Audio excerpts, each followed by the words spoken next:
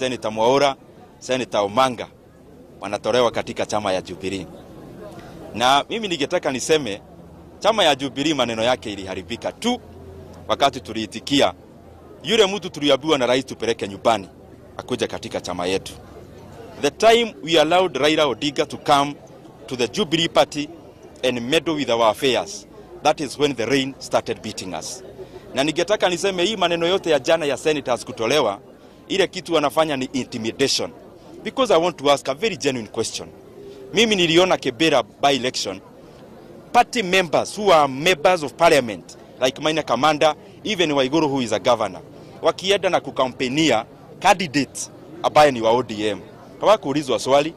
Tuliona hata Msabweni, our own Jubilee members wakikampaign na mtu wa ODM. Na tumeona kwingi wakifanya hivyo. We have never seen wakiulizwa.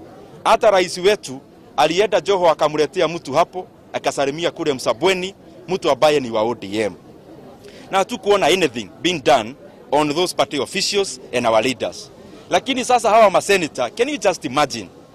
Ati ile makosa kubwa wamefanya ni kuonekana na deputy party leader wa chama ambayo wao wako ndani ya Jubilee. That is a contradiction of facts. And I want to say and challenge all those people ambao wanafikiria wata-intimidate sisi. Wamejaribu mingi. Mimi hata nimelala ndani. Kama hiyo yote mmejaribu miaka 3 haijafanya kazi, mnafikiria hii mnafanya hapa sasa itatisha watu? That is like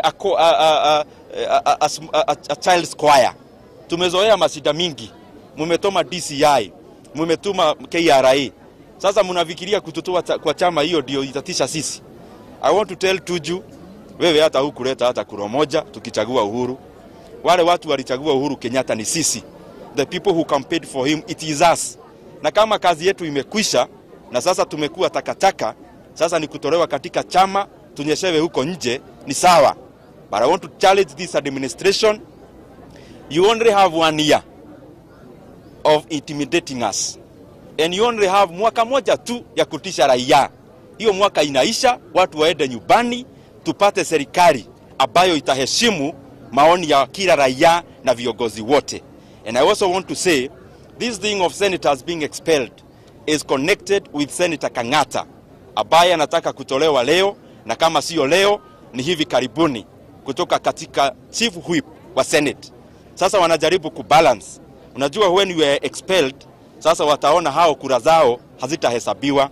So wanajaribu kubalance mahesabu yao, ndio wafukuze mtu juu ya kuandika barua ya kusema ukweli.